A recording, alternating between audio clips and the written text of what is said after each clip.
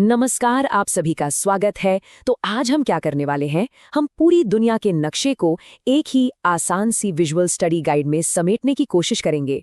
सोचिए, पूरी दुनिया एक ही पन्ने पर।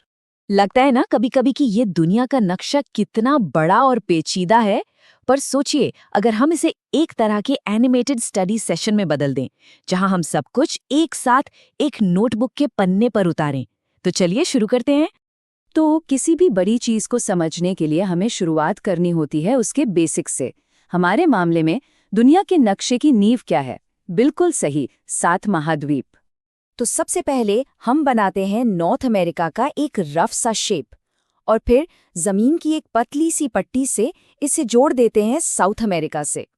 ये हो गया हमारी नोटबुक पर पहला स्केच।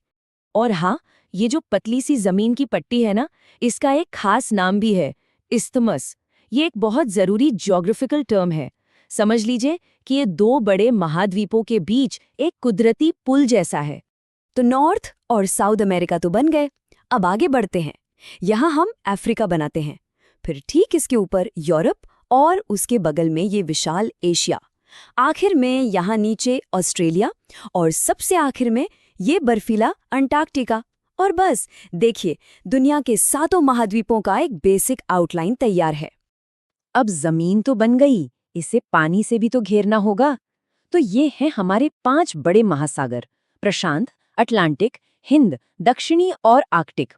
इस स्लाइड में एक मजेदार चीज देखिए। अटलांटिक महासागर का ये एस जैसा आकार, जो अमेरिका को यूरोप और अफ्रीका से कैसे अलग कर रहा है।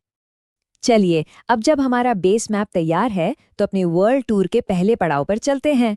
शुरुआत करते हैं अमेरिका से।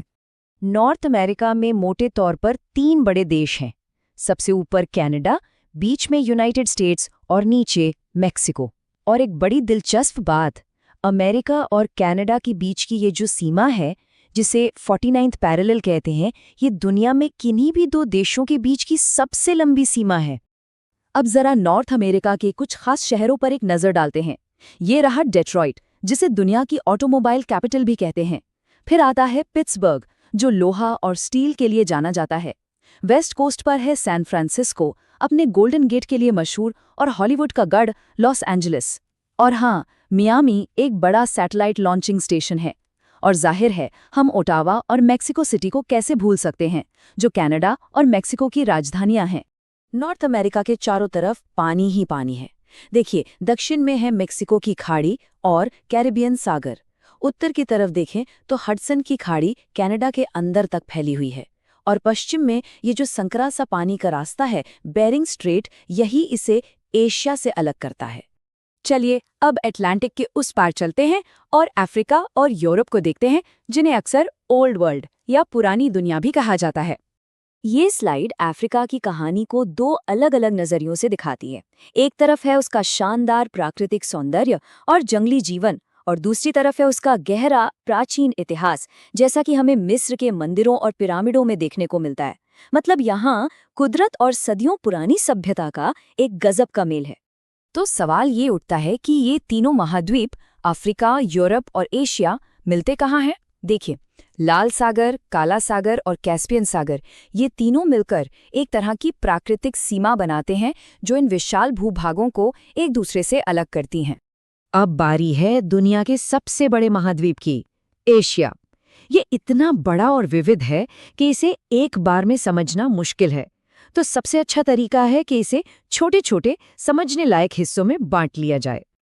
तो एशिया को समझने के लिए हम इसे 5 हिस्सों में बांटते हैं।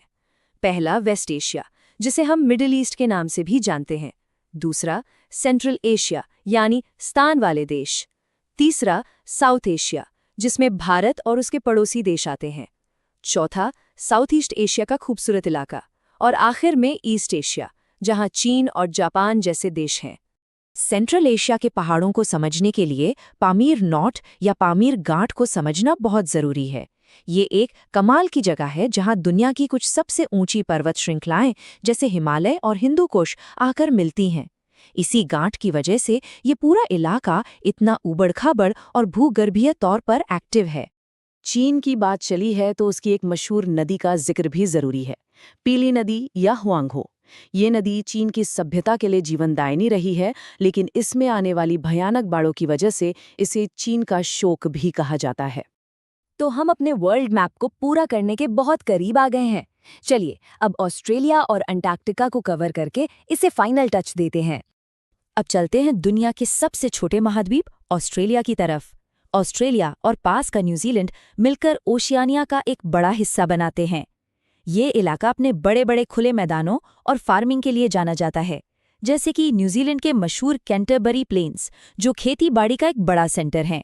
और सबसे आखिर में अंटार्कटिका, एक ऐसा महाद्वीप जहां किसी देश का राज नहीं है, कोई साम्राज्य नहीं। ये जगह सिर्फ और सिर्फ विज्ञान और रिसर्च के लिए है। No umpires, only scientists. तो लीजिए, पूरी दुनिया का नक्शा अब हमारी स्टडी नोटबुक के एक पन्ने पर सिमट आया है।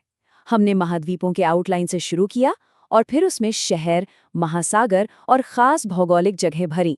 ये दुनिया सिर्फ एक नक्शा नहीं, बल्कि अनगिनत कहानियों और संभावनाओं का एक खजाना है। This was just study.